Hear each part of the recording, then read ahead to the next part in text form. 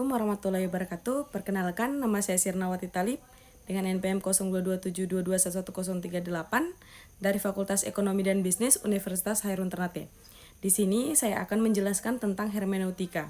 Jadi hermeneutika ini merupakan sebuah metode interpretasi terhadap sebuah simbol baik berupa teks maupun lembaga lainnya.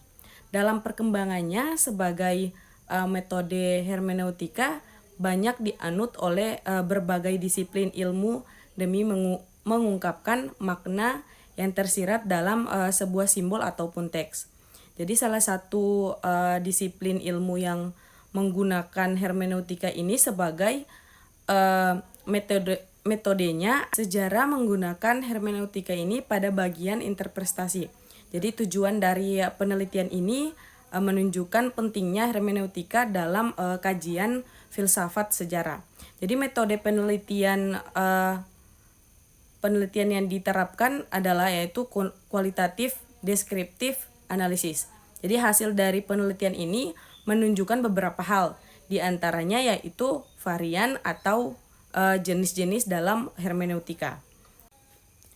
Hermeneutika memiliki sejarah yang panjang yang mungkin hampir sama tujuannya dengan filsafat.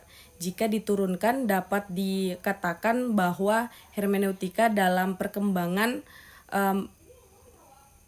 melingkupi metodologi, teologi, filsafat, dan linguistik serta diakutansi.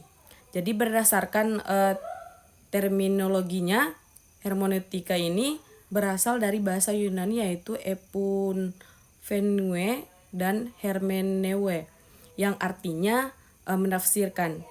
Kata Yunani tersebut berhubungan dengan dewa Hermes.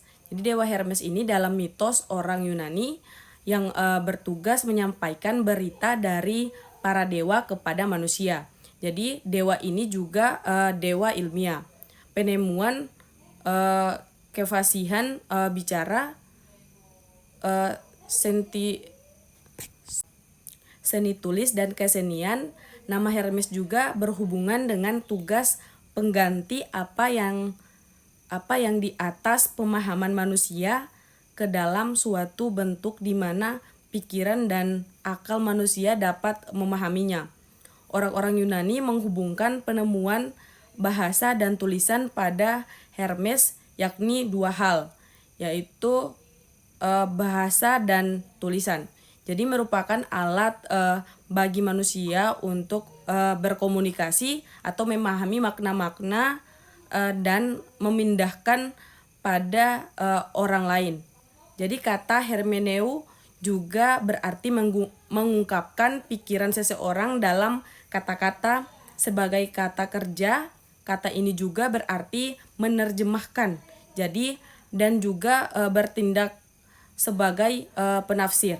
Sehingga berdasarkan ketiga pengertian tersebut, yaitu hermeneutika ini merupakan usaha untuk beralih dari sesuatu yang gelap ke sesuatu yang lebih terang.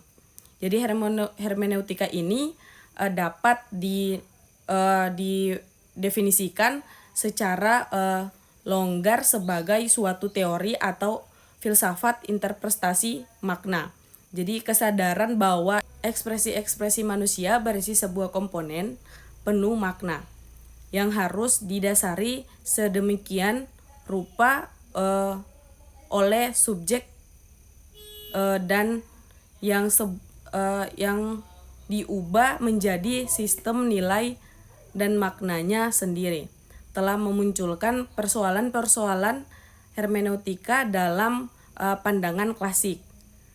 Hermeneutika mengingatkan kita pada apa yang ditulis Aristoteles dalam Hermeneues atau interpretation, yaitu kata-kata yang kita ucapkan adalah simbol dari pengalaman mental kita dan kata-kata yang kita tulis adalah simbol dari kata-kata yang kita ucapkan itu. Jadi bahasa tidak boleh kita pikirkan sebagai yang mengalami perubahan. Jadi menurut Gadamer, bahasa harus kita pahami sebagai suatu yang memiliki ketertujuan yang atau teleologi dalam dirinya.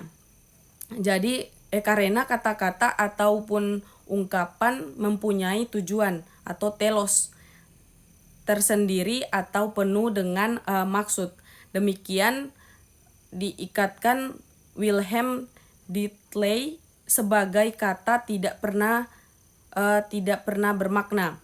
Disiplin ilmu pertama yang banyak pengungkapan atau menggunakan hermeneutika ini adalah ilmu tafsir kitab suci. Sebab semua yang kita dapatkan terinspirasi. Disiplin ilmu pertama yang banyak menggunakan hermeneutika adalah ilmu tafsir kitab suci. Sebab semua karya yang mendapatkan inspirasi ilahi seperti Al-Quran, kitab Taubat, kitab-kitab Veda, dan Upanishad supaya dapat dimengerti memerlukan interpretasi atau hermeneutika. Landasan utama pendekatan penelitian hermeneutika ini berfokus pada interpretasi atau penafsiran untuk mengerti dan menangkap arti terdalam dari partisipan yang memberikan informasi. Hermeneutika ini mensyaratkan pemahaman konteks yang benar sehingga arti asli dapat terungkap. Jadi asumsi hermeneutika ini bahwa semua ilmu dan kegiatan belajar bersifat empiris, tetapi semua pengalaman selalu terkait dalam dan mendapat pengesahan oleh kesadaran kita. Sangatlah mustahil memahami sesuatu tanpa adanya kesadaran akan suatu tersebut.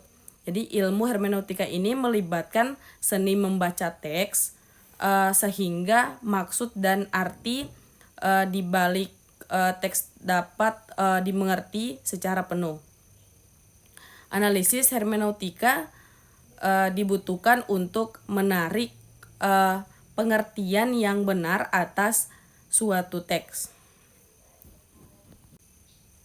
Untuk memahami teks perlu suatu penafsiran. Oleh sebab itu, peran penafsiran adalah salah satu titik sentral hermeneutika. Tanpa penafsiran tidak mungkin memahami suatu teks. Begitu pentingnya peran penafsiran sehingga Nietzsche mengatakan bahwa sebenarnya tidak ada gejala moral yang tidak ada adalah penafsiran moral dari suatu gejala. Penafsiran ini membuka selubung yang tersembunyi di belakang gejala objek. Itu saja penjelasan yang dapat saya berikan. Lebih dan kurangnya saya mohon maaf. Wabillahi taufiq wal hidayah. Wassalamualaikum warahmatullahi wabarakatuh.